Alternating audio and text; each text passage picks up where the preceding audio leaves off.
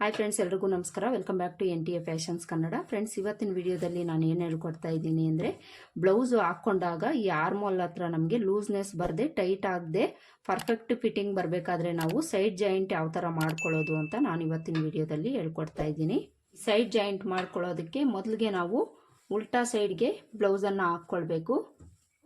ಉಲ್ಟಾ ಸೈಡ್ಗೆ ಈ ಥರ ಬ್ಲೌಸ್ನ ಹಾಕ್ಕೊಂಡು ಮೊದಲಿಗೆ ನಾವಿಲ್ಲಿ ಸೊಂಟದ ಅಳತೆನ ಮಾರ್ಕ್ ಮಾಡ್ಕೊಳ್ಬೇಕು. ಸೊಂಟದ ಅಳತೆ ಅಳತೆ ಬ್ಲೌಸಲ್ಲಿ ಎಷ್ಟಿದೆ ಅಷ್ಟು ನಾವು ಮಾರ್ಕ್ ಮಾಡ್ಕೊಳ್ಬೇಕಾಗುತ್ತೆ. ಮೊದಲಿಗೆ ನೀವು ಅಳತೆ ಬ್ಲೌಸಲ್ಲಿ ಸೊಂಟದ ಅಳತೆ ಎಷ್ಟಿದೆ ಅಂತ ನೋಡ್ಕೊಳ್ಬೇಕು. ಅಳತೆ ಬ್ಲೌಸ್ನ ತಗೊಳ್ಳಿ. ಅಳತೆ ಬ್ಲೌಸನ್ನು ತಗೊಂಡು ಸೊಂಟದ ಅಳತೆ ಎಷ್ಟಿದೆ ಅಂತ ನೋಡ್ಕೊಳ್ಬೇಕು. ಈ ಸೊಂಟದ ಅಳತೆ ತಗೊಳ್ಳೋವಾಗ ನೋಡಿ, ಕಾಜಾಪಟ್ಟಿನ ಬಿಟ್ಟು ಸೊಂಟದ ಅಳತೆನ ತಗೊಳ್ಬೇಕಾಗುತ್ತೆ. ಕಾಜಾಪಟ್ಟಿನ ಬಿಟ್ಟು ಈ ಥರ ಸೊಂಟದ ಅಳತೆ ಎಷ್ಟಿದೆ ಅಂತ ನಾವು ಚೆಕ್ ಮಾಡ್ಕೊಳ್ಬೇಕು. ಅಳತೆ ಬ್ಲೌಸಲ್ಲಿ ಪ್ರತಿಯೊಂದು ಅಳತೆನೂ ಸಹ ನಾವು ಅಳತೆ ಬ್ಲೌಸಲ್ಲಿ ಚೆಕ್ ಮಾಡಿಕೊಂಡು ಮಾರ್ಕ್ ಮಾಡ್ಕೊಳ್ಬೇಕು. ನೋಡಿ, ಈ ಬ್ಲೌಸಲ್ಲಿ ಸೊಂಟದ ಅಳತೆ 33.5 ಇಂಚಿದೆ ಫ್ರೆಂಡ್ಸ್. ಇದರಲ್ಲಿ ನಾವು 4ನೇ ಭಾಗನ ತಗೊಳ್ಬೇಕು. 4ನೇ ಭಾಗ ಯಾವ ಥರ ತಗೊಳ್ಳೋದು ಅಂದರೆ, ಮೊದಲಿಗೆ ನಾವು ಟೇಪ್ನ ಈ ಥರ ಒಂದು ಫೋಲ್ಡ್ ಮಾಡ್ಕೊಳ್ಬೇಕು. 33.5 ಇಂಚ್ ಇದೆಯಲ್ಲ, ಅಲ್ಲಿಗೆ ಈ ಥರ ನಾವು ಟೇಪ್ನ ಫೋಲ್ಡ್ ಮಾಡಿಕೊಂಡ್ರೆ 2ನೇ ಭಾಗ ಸಿಗುತ್ತೆ. 2ನೇ ಭಾಗ 6.75 ಇಂಚು. 6.75 ಇಂಚಲ್ಲಿ ನಾವು ಅರ್ಧನ ತಗೊಳ್ಬೇಕು. ಮತ್ತೆ ನಾವು ಟೇಪ್ನ ಈ ಥರ 6.75 ಇಂಚ್ಗೆ ಫೋಲ್ಡ್ ಮಾಡ್ಕೊಂಡಿದ್ದೀವಿ ಅಂದರೆ ನಮಗೆ 4ನೇ ಭಾಗ ಸಿಗುತ್ತೆ. ಇಲ್ಲಿ ನೋಡಿ 8.25 ಇಂಚ್ ಬರ್ತಾ ಇದೆ 4ನೇ ಭಾಗ. ಈಗ ಮೊದಲಿಗೆ ಕಾಜಾಪಟ್ಟಿ ಕಡೆ ನಾವು 8.25 ಇಂಚನ್ನು ಮಾರ್ಕ್ ಮಾಡ್ಕೊಳ್ಬೇಕು. ಕಾಜಾಪಟ್ಟಿ ಕಡೆ ಈ ಕಾಜಾಪಟ್ಟಿನ ನಾವು ಅಳತೆ ಬ್ಲೌಸಲ್ಲಿ ತಗೊಂಡಿಲ್ಲ ಅಲ್ವಾ, ಅದಕ್ಕೋಸ್ಕರ ಈ ಕಾಜಾಪಟ್ಟಿನ ಬಿಟ್ಟೆ ನಾವು ಮಾರ್ಕ್ ಮಾಡ್ಕೊಳ್ಬೇಕು. ನೋಡಿ, ಈ ಥರ ಇಟ್ಕೊಂಡು 8.25 ಇಂಚ್ಗೆ ನಾವು ಕರೆಕ್ಟಾಗಿ ಮಾರ್ಕ್ ಮಾಡ್ಕೊಳ್ಬೇಕು. ನೋಡಿ, ಕಾಜಾಪಟ್ಟಿ ಕಡೆ ಒಂದು ಭಾಗನ ಮಾರ್ಕ್ ಮಾಡ್ಕೊಂಡಾಯ್ತು. ಈಗ ಉಕ್ಸ್ಪಟ್ಟಿ ಕಡೆ ಮಾರ್ಕ್ ಮಾಡ್ಕೊಳ್ಬೇಕು. ಉಕ್ಸ್ಪಟ್ಟಿ ಕಡೆ ನಾವು ಉಕ್ಸ್ಪಟ್ಟಿನೂ ಸೇರಿಸಿ ನಾವು ಮಾರ್ಕ್ ಮಾಡ್ಕೊಳ್ಬೇಕಾಗುತ್ತೆ.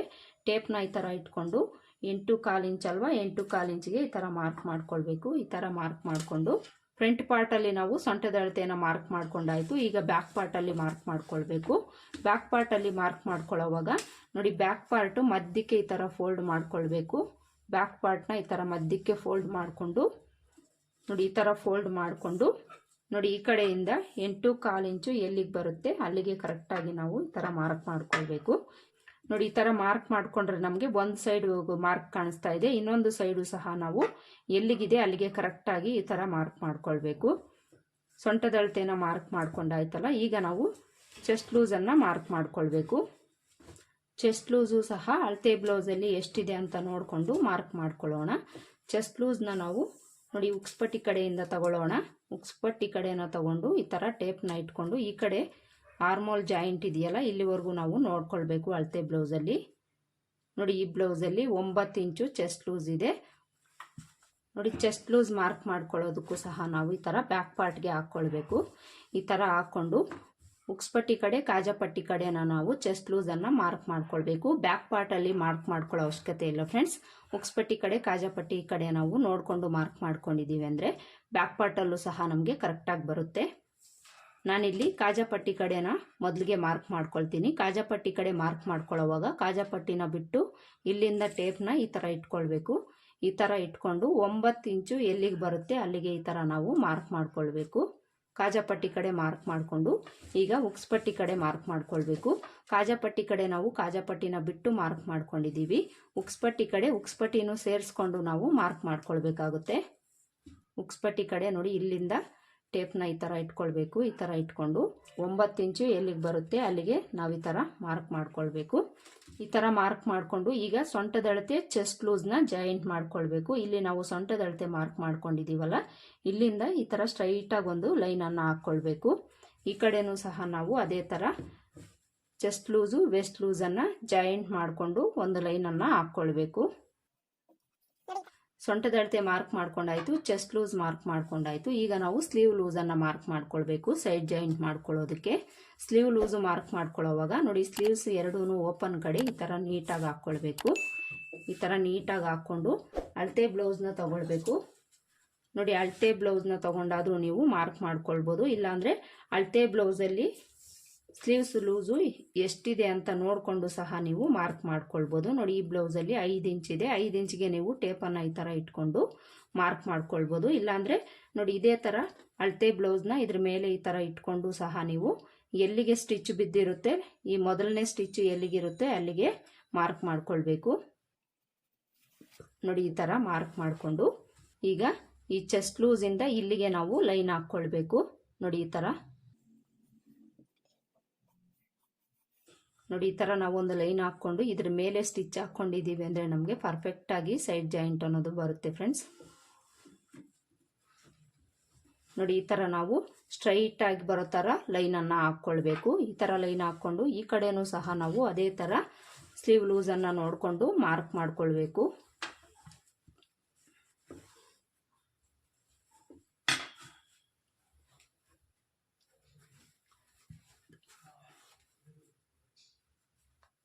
ಅಳತೆ ಬ್ಲೌಸ್ನ ಈ ತರ ಇಟ್ಕೊಳ್ಳಿ. ಈ ತರ ಇಟ್ಕೊಂಡು ಎಲ್ಲಿಗೆ ಸ್ಟಿಚ್ ಇರುತ್ತೆ ಅಲ್ಲಿಗೆ ಈ ತರ ಮಾರ್ಕ್ ಮಾಡ್ಕೊಳ್ಬೇಕು. ಈ ತರ ಮಾರ್ಕ್ ಮಾಡಿಕೊಂಡು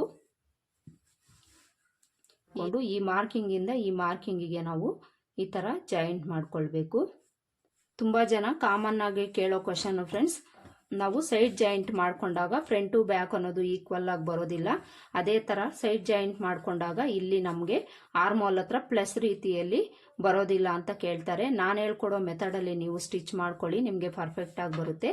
ಅದೇ ತರ ಆರ್ಮೋಲ್ ಅಲ್ಲಿ ಲೂಸ್ನೆಸ್ ಆಗಲಿ ಟೈಟ್ ಆಗಲಿ ಯಾವುದು ಬರೋದಿಲ್ಲ ಫ್ರೆಂಡ್ಸ್. ಈ ತರ ನೀವು ಪ್ರತಿಯೊಂದನ್ನು ಅಳತೆ ಬ್ಲೌಸ್ ಅಲ್ಲಿ ನೋಡಿಕೊಂಡು ಮಾರ್ಕ್ ಮಾಡ್ಕೊಂಡಿದ್ದೀರಿ ಅಂದ್ರೆ ನಿಮಗೆ ಪರ್ಫೆಕ್ಟ್ ಆಗಿ ಫಿಟ್ಟಿಂಗ್ ಅನ್ನೋದು ಬರುತ್ತೆ. ಯಾವುದೇ ತರ ಲೂಸ್ ಆಗೋದಾಗ್ಲಿ ಟೈಟ್ ಆಗೋದೇ ಆಗಲಿ ಬರೋದಿಲ್ಲ ಫ್ರೆಂಡ್ಸ್. ಈಗ ನಾನು ಸೈಡ್ ಜಾಯಿಂಟ್ ಅನ್ನ ಮಾಡಿ ತೋರಿಸ್ತೀನಿ ನೋಡಿ. ನಾವು ಸೈಡ್ ಜಾಯಿಂಟ್ ಮಾಡ್ಕೊಳ್ಳೋವಾಗ ಫ್ರಂಟ್ ಸೈಡ್ಗೆ ಮಾರ್ಕ್ ಮಾಡ್ಕೊಂಡಿದೀವಲ್ಲ, ಫ್ರಂಟ್ ಸೈಡ್ಗೆ ಮಾರ್ಕ್ ಮಾಡ್ಕೊಂಡಿರೋದ್ರಿಂದ ಈ ಮಾರ್ಕಿಂಗ್ ಯಾವ ಕಡೆ ಇದೆ ಆ ಕಡೆಯಿಂದಾನೇ ಸ್ಟಿಚ್ ಮಾಡ್ಕೊಳ್ಳೋಣ ನೋಡಿ. ಫ್ರಂಟ್ ಟು ಬ್ಯಾಕು ಈ ತರ ಇಟ್ಕೊಳ್ಬೇಕು. ಈ ತರ ಇಟ್ಕೊಂಡು ಸೊಂಟದ ಅಳತೆ ನಾವು ಬ್ಯಾಕ್ ಪಾರ್ಟ್ ಅಲ್ಲಿ ಮಾರ್ಕ್ ಮಾಡ್ಕೊಂಡಿದೀವಲ್ಲ, ಫ್ರಂಟ್ ಪಾರ್ಟ್ ಅಲ್ಲಿ ಮಾರ್ಕ್ ಮಾಡ್ಕೊಂಡಿದೀವಲ್ಲ, ಎರಡೂ ಮಾರ್ಕ್ ಅನ್ನು ಒಂದತ್ರ ಬರೋ ತರ ಈ ತರ ಇಟ್ಕೊಳ್ಬೇಕು. ಈ ತರ ಇಟ್ಕೊಂಡು ಮೊದಲಿಗೆ ರಫ್ ಸ್ಟಿಚ್ ಅನ್ನ ಹಾಕೊಂಡು ಈ ಲೈನ್ ಮೇಲೇನೆ ಸ್ಟಿಚ್ ಮಾಡ್ಕೊಳ್ತಾ ಬರಬೇಕು.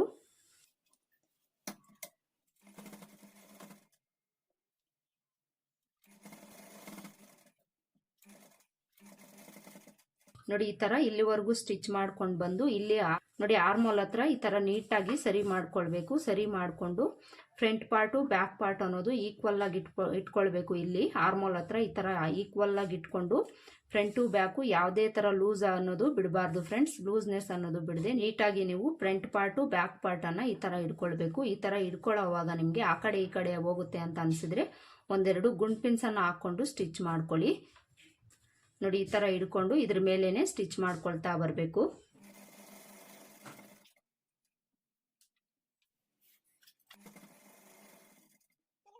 ಸ್ಲೀವ್ಸ್ ಹತ್ರನೂ ಸಹ ಈ ತರ ಎರಡೂ ಕಡೆನೂ ಈಕ್ವಲ್ ಆಗಿರೋ ತರ ನೋಡ್ಕೊಂಡು ಸ್ಟಿಚ್ ಮಾಡ್ಕೊಳ್ಳಿ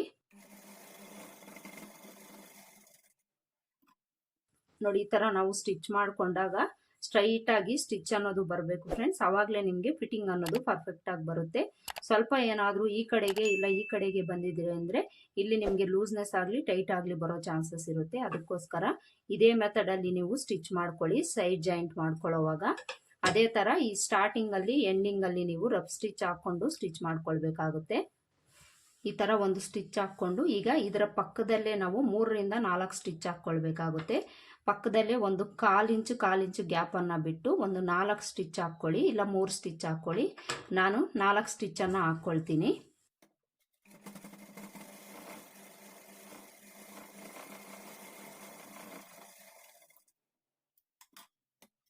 ನೋಡಿ ನಾನಿಲ್ಲಿ 4 ಸ್ಟಿಚ್ ಅನ್ನ ಹಾಕೊಂಡ್ಬಿಟ್ಟಿದ್ದೀನಿ. ಇದೇ ತರ ನೀವು ಸ್ಟಿಚ್ ಹಾಕೊಂಡಾಗ ಸ್ಟಿಚ್ ಅನ್ನೋದು ಸ್ಟ್ರೈಟ್ ಆಗಿರೋ ತರ ನೋಡ್ಕೊಂಡು ಹಾಕೊಳ್ಳಿ ಫ್ರೆಂಡ್ಸ್.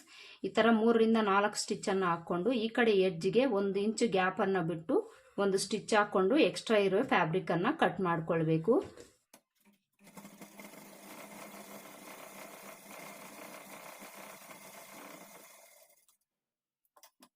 ನೋಡಿ ಈ ತರ ಎಡ್ಜಲ್ಲಿ ಒಂದು ಸ್ಟಿಚ್ ಹಾಕೊಂಡಿದೀವಿ ಅಂದ್ರೆ ನಮಗೆ ಫಿನಿಶಿಂಗು ನೀಟಾಗಿ ಬರುತ್ತೆ. ಅದಕ್ಕೋಸ್ಕರ ಈ ಕಡೆ ಎಡ್ಜ್ಗೂ ಸಹ ಒಂದು ಸ್ಟಿಚ್ ಹಾಕೊಂಡು ಎಕ್ಸ್ಟ್ರಾ ಇರೋ ಫ್ಯಾಬ್ರಿಕ್ ಅನ್ನ ಕಟ್ ಮಾಡ್ಕೊಳ್ಳಿ.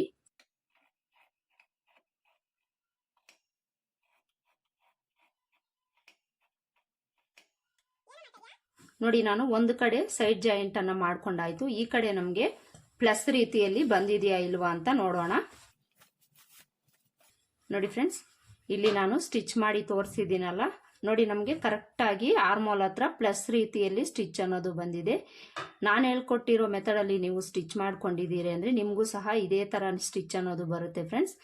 ಈ ಆರ್ಮೋಲ್ ಹತ್ರ ನಿಮ್ಗೆ ಏನಾದರೂ ಈ ಥರ ಪ್ಲಸ್ ಥರ ನಿಮಗೆ ಬಂದಿಲ್ಲ ಅಂದರೆ 1 ಪಾಯಿಂಟ್ 2 ಪಾಯಿಂಟ್ ಅಷ್ಟು ಆ ಕಡೆ ಈ ಕಡೆ ಹೋಗಿದೆ ಅಂದರೆ ಏನೂ ಪ್ರಾಬ್ಲಮ್ ಆಗೋದಿಲ್ಲ ಫ್ರೆಂಡ್ಸ್.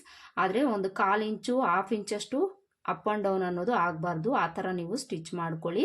ಇದೇ ಥರ ಬರಬೇಕು ಪ್ಲಸ್ ರೀತಿಯಲ್ಲಿ ಅಂದರೆ ಆಗೋದಿಲ್ಲ ಬಿಗಿನರ್ಸ್ಗೆ. 1 ಪಾಯಿಂಟು ಆ ಕಡೆ ಈ ಕಡೆ ಹೋದ್ರೂ ಸಹ ನಿಮಗೆ ಯಾವುದೇ ಥರ ಪ್ರಾಬ್ಲಮ್ ಅನ್ನೋದು ಬರೋದಿಲ್ಲ. ಫಿಟ್ಟಿಂಗು ಪರ್ಫೆಕ್ಟಾಗಿ ಬರುತ್ತೆ ಫ್ರೆಂಡ್ಸ್.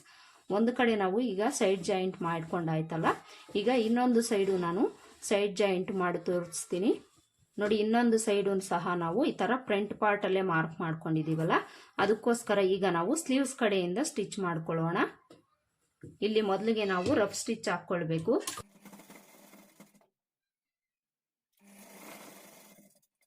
ನೋಡಿ ಇಲ್ಲಿವರೆಗೂ ಸ್ಟಿಚ್ ಮಾಡ್ಕೊಂಡು ಬಂದು ಇಲ್ಲೂ ಸಹ ನಾವು ಆರ್ಮೋಲ್ ಹತ್ರ ಫ್ರಂಟ್ ಟು ಬ್ಯಾಕು ಈಕ್ವಲ್ ಆಗಿ ಇಟ್ಕೊಳ್ಬೇಕು. ನೋಡಿ ಈ ಥರ ನಾವು ನೀಟಾಗಿ ಫ್ರಂಟ್ ಟು ಬ್ಯಾಕ್ ಅನ್ನೋದು ಸರಿ ಮಾಡ್ಕೊಳ್ಬೇಕು. ಸರಿ ಮಾಡಿಕೊಂಡು ಈ ಆರ್ಮೋಲ್ ಕೂಳೆ ಅನ್ನೋದು ಸ್ಲೀವ್ಸ್ ಕಡೆಗೆ ಹೋಗೋ ಥರ ನಾವು ಇಟ್ಕೊಳ್ಬೇಕಾಗುತ್ತೆ. ಎರಡೂ ಸೈಡೂ ಸಹ ಅದೇ ಥರ ಇಟ್ಕೊಳ್ಬೇಕು. ನಾವು ಸೊಂಟದ ಕಡೆಯಿಂದ ಸ್ಟಿಚ್ ಮಾಡಿಕೊಂಡ್ರೆ ನಮಗೆ ಈ ಕಡೆಗೆ ಹೋಗುತ್ತೆ, ಆದರೆ ಸ್ಲೀವ್ಸ್ ಕಡೆಯಿಂದ ಸ್ಟಿಚ್ ಮಾಡ್ಕೊಳ್ಳೋವಾಗ ಈ ಕಡೆಗೆ ಬರುತ್ತೆ. ಅದಕ್ಕೋಸ್ಕರ ನೋಡಿಕೊಂಡು ನೀವು ಸ್ಲೀವ್ಸ್ ಕಡೆಗೆ ಈ ಥರ ಫೋಲ್ಡ್ ಮಾಡಿಕೊಂಡು ಸ್ಟಿಚ್ ಮಾಡ್ಕೊಳ್ಳಿ. ಈ ಕಡೆನೂ ಸಹ ಫ್ರಂಟ್ ಟು ಬ್ಯಾಕು ಸೊಂಟದ ಅಳತೆ ಎರಡೂ ಒಂದತ್ರ ಈಕ್ವಲ್ ಆಗಿ ಈ ಥರ ಇಟ್ಕೊಳ್ಬೇಕು. ಈ ಥರ ಇಟ್ಕೊಂಡು ನೀವು ಸ್ಟ್ರೈಟ್ ಆಗಿ ಸ್ಟಿಚ್ ಮಾಡ್ಕೊಳ್ಳಿ.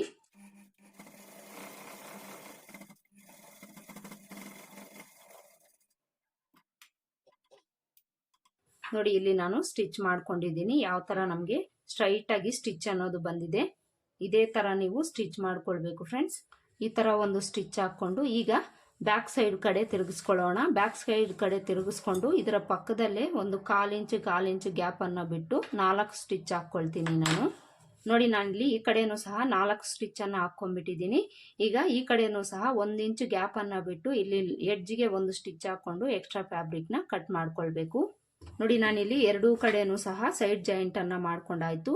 ಈಗ ನಾವು ಸೊಂಟದ ಅಳತೆ, ಆರ್ಮೋಲ್ ಲೂಸು, ಚೆಸ್ಟ್ ಲೂಸ್ ಅನ್ನ ಚೆಕ್ ಮಾಡ್ಕೊಳ್ಳೋಣ. ಅಳತೆ ಬ್ಲೌಸ್ ಅಲ್ಲಿ ಎಷ್ಟಿದೆ ಅಷ್ಟು ಇದೆಯಾ ಇಲ್ವಾ ಅಂತ ನಾವಿಲ್ಲಿ ಚೆಕ್ ಮಾಡ್ಕೊಳ್ಬೇಕು. ಫಿನಿಶಿಂಗ್ ಎಲ್ಲ ಆದ್ಮೇಲೆ ಒಂದ್ಸಲ ನೀವು ಅಳತೆ ಬ್ಲೌಸ್ ಅನ್ನ ಇಟ್ಕೊಂಡು ಕರೆಕ್ಟಾಗಿ ಇದೆಯಾ ಇಲ್ವಾ ಅಂತ ಒಂದ್ಸಲ ಚೆಕ್ ಮಾಡ್ಕೊಳ್ಬೇಕು ಫ್ರೆಂಡ್ಸ್. ಬ್ಲೌಸ್ನ ನಾವು ಈ ತರ ಸೀದಾ ಮಾಡ್ಕೊಳ್ಬೇಕು. ಸೀದಾ ಮಾಡಿಕೊಂಡು ನೋಡಿ ಈ ಕಡೆನೂ ಸಹ ನಾನು ತೋರಿಸ್ತೀನಿ ಆರ್ಮೋಲ್ ಕಡೆ ಪ್ಲಸ್ ರೀತಿಯಲ್ಲಿ ನಮಗೆ ಬಂದಿದೆಯಾ ಇಲ್ವಾ ಅಂತ. ನೋಡಿ ನನಗಿಲ್ಲಿ ಎರಡೂ ಕಡೆನೂ ಸಹ ಪ್ಲಸ್ ರೀತಿಯಲ್ಲೇ ಬಂದಿದೆ ಫ್ರೆಂಡ್ಸ್. ಈ ಕಡೆ ಸ್ವಲ್ಪ ಒಂದು ನೀಡಲ್ ಅಷ್ಟು ನನಗೆ ಅಪ್ ಅಂಡ್ ಡೌನ್ ಆಗಿದೆ. ಈ ತರ 1 ನೀಡಲ್ಲು 2 ನೀಡಲ್ ಅಷ್ಟು ಅಪ್ ಅಂಡ್ ಡೌನ್ ಆಗಿದ್ರೆ ಏನು ಪ್ರಾಬ್ಲಮ್ ಆಗೋದಿಲ್ಲ. ಆದರೆ 1/2 ಇಂಚು 1/4 ಇಂಚಷ್ಟು ನಮಗೆ ಅಪ್ ಅಂಡ್ ಡೌನ್ ಅನ್ನೋದು ಆಗಬಾರ್ದು. ಈ ಕಡೆ ನನಗೆ ನೋಡಿ ಕರೆಕ್ಟಾಗಿ ಪ್ಲಸ್ ರೀತಿಯಲ್ಲೇ ಬಂದಿದೆ ಫ್ರೆಂಡ್ಸ್. ಈಗ ನಾವು ಆರ್ಮೋಲ್ ಲೂಸು, ಸೊಂಟದ ಅಳತೆ, ಚೆಸ್ಟ್ ಲೂಸ್ ಅನ್ನ ಚೆಕ್ ಮಾಡ್ಕೊಳ್ಳೋಣ. ಅಳತೆ ಬ್ಲೌಸ್ ಅಲ್ಲಿ ಎಷ್ಟಿದೆ ಅಷ್ಟಿದೆಯಾ ಇಲ್ವಾ ಅಂತ ಒಂದ್ಸಲ ನಾವು ಹೊಲ್ದಿರೋ ಬ್ಲೌಸ್ ಅಲ್ಲಿ ಅಳತೆ ಬ್ಲೌಸ್ ಅಲ್ಲಿ ಇದ್ದಷ್ಟೇ ಇದೆಯಾ ಇಲ್ವಾ ಅಂತ ಒಂದ್ಸಲ ನಾವು ಚೆಕ್ ಮಾಡ್ಕೊಳ್ಳೋಣ. ನೋಡಿ ಅಳತೆ ಬ್ಲೌಸ್ ನ ತಗೊಳ್ಳಿ. ಅಳತೆ ಬ್ಲೌಸ್ ಅನ್ನ ತಗೊಂಡು ಮೊದಲಿಗೆ ನಾವು ಸೊಂಟದ ಅಳತೆನ ಚೆಕ್ ಮಾಡ್ಕೊಳ್ಳೋಣ. ಸೊಂಟದ ಅಳತೆ ಇದು ಕಾಜಾಪಟ್ಟಿ ಕಡೆನ ತಗೊಂಡಿದ್ದೀನಲ್ಲ, ಅಳತೆ ಬ್ಲೌಸ್ ಅಲ್ಲೂ ಸಹ ನಾವು ಕಾಜಾಪಟ್ಟಿ ಕಡೆನ ತಗೊಳ್ಬೇಕು. ಈ ತರ ತಗೊಂಡು ಎರಡನ್ನೂ ಸಹ ನಾವು ಈ ತರ ಇಟ್ಕೊಂಡು ನೋಡ್ಕೊಳ್ಬೇಕು. ನೋಡಿ ನಾನು ಹೊಲ್ದಿರೋ ಬ್ಲೌಸ್ ಅಲ್ಲಿ ಅಳತೆ ಬ್ಲೌಸ್ ಅಲ್ಲಿ ಎಷ್ಟಿದೆ ಅಷ್ಟು ನನಗೆ ಕರೆಕ್ಟಾಗಿ ಸೊಂಟದ ಅಳತೆ ಬಂದಿದೆ. ಈಗ ಚೆಸ್ಟ್ ಲೂಸ್ ಅನ್ನ ನಾವು ಚೆಕ್ ಮಾಡ್ಕೊಳ್ಳೋಣ. ನೋಡಿ ಚೆಸ್ಟ್ ಲೂಸ್ ಚೆಕ್ ಮಾಡ್ಕೊಳ್ಳೋವಾಗ ಈ ಕಾಜಾಪಟ್ಟಿ ಕಡೆನ ತಗೊಂಡಿದೀವಲ್ಲ, ಕಾಜಾಪಟ್ಟಿ ಕಡೆನೆ ನಾವು ಅಳತೆ ಬ್ಲೌಸ್ನು ಸಹ ತಗೊಳ್ಬೇಕಾಗುತ್ತೆ. ಕಾಜಾಪಟ್ಟಿ ಕಡೆನ ತಗೊಂಡು ನೋಡಿ ಇಲ್ಲಿಂದ ಇಲ್ಲಿಗೆ ಈ ತರ ಇಟ್ಕೊಳ್ಬೇಕು. ಈ ತರ ಇಟ್ಕೊಂಡು ಇದ್ರ ಮೇಲೆ ನಾವು ಈ ತರ ಇಟ್ಕೊಳ್ಬೇಕು. ಈ ತರ ಇಟ್ಕೊಂಡು ನೋಡಿ ಚೆಕ್ ಮಾಡ್ಕೊಳ್ಬೇಕು. ನೋಡಿ ಇಲ್ಲಿ ಕರೆಕ್ಟಾಗಿ ನನಗೆ ಅಳತೆ ಬ್ಲೌಸ್ ಅಲ್ಲಿ ಎಷ್ಟಿದೆ ಅಷ್ಟು ನಾನು ಹೊಲ್ದಿರೋ ಬ್ಲೌಸ್ ಅಲ್ಲಿ ಚೆಸ್ಟ್ ಲೂಸ್ ಅನ್ನೋದು ಬಂದಿದೆ ಫ್ರೆಂಡ್ಸ್. ಈಗ ಉಕ್ಸ್ ಪಟ್ಟಿ ಕಡೆ ನೋಡ್ಕೊಳ್ಳೋಣ ಕರೆಕ್ಟಾಗಿದೆಯಾ ಇಲ್ವಾ ಅಂತ. ಉಕ್ಸ್ ಪಟ್ಟಿ ಕಡೆನ ನಾವು ಇಟ್ಕೊಂಡಾಗ ಉಕ್ಸ್ ಪಟ್ಟಿ ಕಡೆನೇ ಅಳತೆ ಬ್ಲೌಸಲ್ಲೂ ಸಹ ನೋಡ್ಕೊಳ್ಬೇಕು. ನೋಡಿ ಉಕ್ಸ್ ಪಟ್ಟಿ ಕಡೆನ ತಗೊಂಡು ನೋಡಿ ಇಲ್ಲಿ ಈ ಥರ ಇಟ್ಕೊಳ್ಬೇಕು. ನೋಡಿ ಇಲ್ಲಿ ಕರೆಕ್ಟಾಗಿ ನನಗೆ ನಾನು ಹೊಲ್ದಿರೋ ಬ್ಲೌಸು ಅಳತೆ ಬ್ಲೌಸು ಸೇಮ್ ಇದೆ ಫ್ರೆಂಡ್ಸ್. ಈಗ ನಾವು ಆರ್ಮೋಲ್ ಲೂಸು ಚೆಕ್ ಮಾಡ್ಕೊಳ್ಳೋಣ. ಆರ್ಮೋಲ್ ಲೂಸು ಚೆಕ್ ಮಾಡ್ಕೊಳ್ಳೋವಾಗ ಬ್ಯಾಕ್ ಪಾರ್ಟ್ಗೆ ಹಾಕ್ಕೊಳ್ಳಿ. ಬ್ಯಾಕ್ ಪಾರ್ಟ್ಗೆ ಈ ಥರ ಹಾಕ್ಕೊಂಡು ಅಳತೆ ಬ್ಲೌಸ್ನ ತಗೊಳ್ಳಿ. ಅಳತೆ ಬ್ಲೌಸ್ನು ಸಹ ಬ್ಯಾಕ್ ಪಾರ್ಟ್ಗೆ ತಗೊಳ್ಬೇಕು. ಬ್ಯಾಕ್ ಪಾರ್ಟ್ಗೆ ತಗೊಂಡು ಈ ಕಡೆ ಉಕ್ಸ್ಪಟ್ಟಿ ಕಡೆ ಅಲ್ವಾ, ಉಕ್ಸ್ಪಟ್ಟಿ ಕಡೆನೇ ನಾವು ಚೆಕ್ ಮಾಡ್ಕೊಳ್ಬೇಕು. ನೋಡಿ ಇಲ್ಲಿಂದ ಈ ಥರ ಇಟ್ಕೊಳ್ಬೇಕು. ನೋಡಿ ಇಲ್ಲಿ ಕರೆಕ್ಟಾಗಿ ಅಳತೆ ಬ್ಲೌಸಲ್ಲಿ ಎಷ್ಟಿದೆ ಅಷ್ಟು ಕರೆಕ್ಟಾಗಿ ನನಗೆ ನಾನು ಹೊಲ್ದಿರೋ ಬ್ಲೌಸಲ್ಲಿ ಬಂದಿದೆ ಫ್ರೆಂಡ್ಸ್. ನೋಡಿ ನಾನಿಲ್ಲಿ ಆರ್ಮೋಲ್ ಲೂಸನ್ನು ನಾನು ಮಾರ್ಕ್ ಮಾಡಿಕೊಂಡು ಸ್ಟಿಚ್ ಮಾಡ್ಕೊಂಡಿಲ್ಲ ಫ್ರೆಂಡ್ಸ್. ಚೆಸ್ಟ್ ಲೂಸ್ ಅಷ್ಟೇ ನಾನು ಮಾರ್ಕ್ ಮಾಡಿಕೊಂಡು ಸ್ಟಿಚ್ ಮಾಡ್ಕೊಂಡಿದ್ದೀನಿ. ನನಗೆ ಆರ್ಮೋಲ್ ಲೂಸು ಕರೆಕ್ಟಾಗಿ ಬಂದಿದೆ. ಈಗ ಈ ಕಡೆಯೂ ಸಹ ಚೆಕ್ ಮಾಡ್ಕೊಳ್ಬೇಕು. ಈ ಕಡೆ ಕಾಜಾಪಟ್ಟಿ ಕಡೆ ಅಲ್ವಾ, ಈ ಕಡೆಗೆ ತಗೊಳ್ಬೇಕು. ನೋಡಿ ಈ ಕಡೆಯೂ ಸಹ ನನಗೆ ಕರೆಕ್ಟಾಗಿ ಅಳತೆ ಬ್ಲೌಸಲ್ಲಿ ಎಷ್ಟಿದೆ ಅಷ್ಟು ಕರೆಕ್ಟಾಗಿ ಬಂದಿದೆ ಫ್ರೆಂಡ್ಸ್. ನೋಡಿ ನಾನು ಯಾವುದೇ ಥರ ಆರ್ಮೋಲ್ ಲೂಸ್ ಅನ್ನೋದು ಚೆಕ್ ಮಾಡಿಕೊಂಡು ಇಲ್ಲ, ಮಾರ್ಕ್ ಮಾಡಿಕೊಂಡು ಇಲ್ಲ. ಚೆಸ್ಟ್ ಲೂಸ್ ಅಷ್ಟೇ ನಾನು ಮಾರ್ಕ್ ಮಾಡಿಕೊಂಡು ಸ್ಟಿಚ್ ಮಾಡ್ಕೊಂಡಿದ್ದೀನಿ. ಪರ್ಫೆಕ್ಟಾಗಿ ನನಗೆ ಆರ್ಮೋಲ್ ಲೂಸ್ ಅನ್ನೋದು ಬಂದಿದೆ ಫ್ರೆಂಡ್ಸ್. ನೋಡಿ ನಾನು ಹೇಳ್ಕೊಟ್ಟಿರೋ ಮೆಥಡಲ್ಲೇ ನೀವು ಸೈಡ್ ಜಾಯಿಂಟ್ ಮಾಡ್ಕೊಂಡಿದ್ದೀರಿ ಅಂದರೆ ನಿಮಗೆ ಈ ಕಂಕ್ಳ ಹತ್ರ ನಾವು ಬ್ಲೌಸ್ ಹಾಕ್ಕೊಂಡಾಗ ಟೈಟ್ ಆಗಲಿ ಲೂಸ್ ಆಗಲಿ ಆಗೋ ಚಾನ್ಸಸ್ ಇರೋದಿಲ್ಲ ಫ್ರೆಂಡ್ಸ್. ಇದೇ ಮೆಥಡಲ್ಲಿ ನೀವು ಟ್ರೈ ಮಾಡಿ, ಯಾವುದೇ ಥರ ನಿಮಗೆ ಪ್ರಾಬ್ಲಮ್ ಅನ್ನೋದು ಬರೋದಿಲ್ಲ. ಫಿಟ್ಟಿಂಗ್ ಅನ್ನೋದು ಪರ್ಫೆಕ್ಟಾಗಿ ಬರುತ್ತೆ.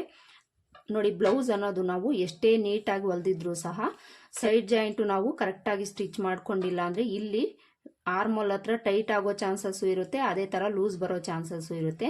ಅದಕ್ಕೋಸ್ಕರ ನೀವು ಪರ್ಫೆಕ್ಟಾಗಿ ಸೈಡ್ ಜಾಯಿಂಟ್ ಮಾಡ್ಕೊಳ್ಳಿ, ಆವಾಗ ನಿಮಗೆ ಬ್ಲೌಸ್ ಫಿಟ್ಟಿಂಗ್ ಅನ್ನೋದು ಪರ್ಫೆಕ್ಟಾಗಿ ಬರುತ್ತೆ. ಕೆಲವರು ನನಗೆ ಕೇಳ್ತಾ ಇರ್ತಾರೆ ಫ್ರೆಂಡ್ಸ್, ಆರ್ಮೋಲಲ್ಲಿ ನಮಗೆ ಹಿಡ್ದಂಗೆ ಆಗ್ತಾ ಇರುತ್ತೆ, ಲೂಸ್ನೆಸ್ ಬರ್ತಾ ಇರುತ್ತೆ ಅಂತ. ಅದಕ್ಕೆ ನಾನು ಈ ವಿಡಿಯೋನ ಮಾಡಿ ತೋರಿಸಿದ್ದೀನಿ. ಸೈಡ್ ಜಾಯಿಂಟು ನಾನು ಹೇಳ್ಕೊಟ್ಟಿರೋ ಮೆಥಡಲ್ಲಿ ನೀವು ಸ್ಟಿಚ್ ಮಾಡ್ಕೊಳ್ಳಿ, ನಿಮಗೆ ಪರ್ಫೆಕ್ಟಾಗಿ ಫಿಟ್ಟಿಂಗ್ ಅನ್ನೋದು ಬರುತ್ತೆ.